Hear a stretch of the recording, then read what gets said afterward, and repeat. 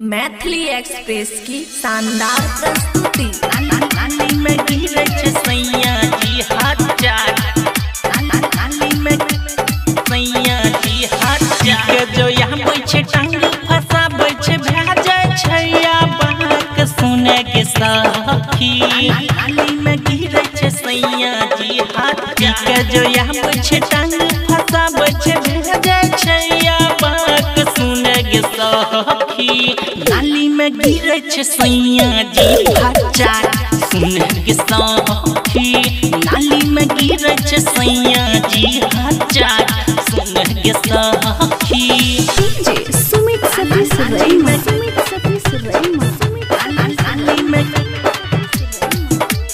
नाली में गिरे छे सैया जी भाचा सुने के सखी। Recording by Sapna Music. एक गाल गुड का दोसर गाल पनमा हाथवा में रगड़ छे खैनी और चुनमा। नाली में गिरे छे सैया जी एक गाल गुड का दोसर गाल पनमा हाथवा में रगड़ छे खैनी और चुनमा। गिरल पहरल आहबै जब डालै मुँह डाला पाक गी सखी। नाली में गिरे छे सैया जी भाचा सुने के सखी। नाली में गिरे छे सैया जी भाचा सुने के सखी।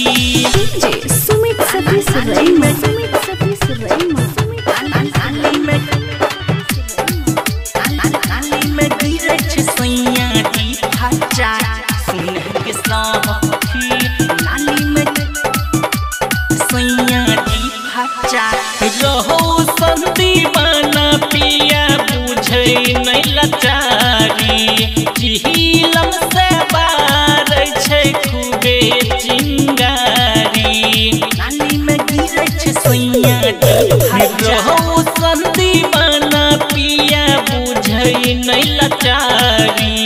झीलम से बार छे खूबे चिंगारी। मंजस जे पी बुझे न बात डाले ऊपर चाक गी सखी। नाली में गिरे छे सैया जी भाचा सुने के सखी।